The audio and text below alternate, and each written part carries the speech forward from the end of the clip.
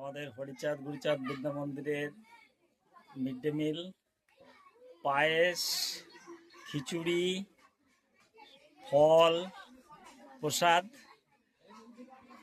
খাওয়ানো হচ্ছে। পায়েস আছে, খিচুড়ি আছে, ফল আছে। এই ফলগুলো একটু উঁচু করে দেওয়া দেখি। হ্যাঁ হ্যাঁ, ঠিক আছে। ফল আছে, খিচুড়ি আছে।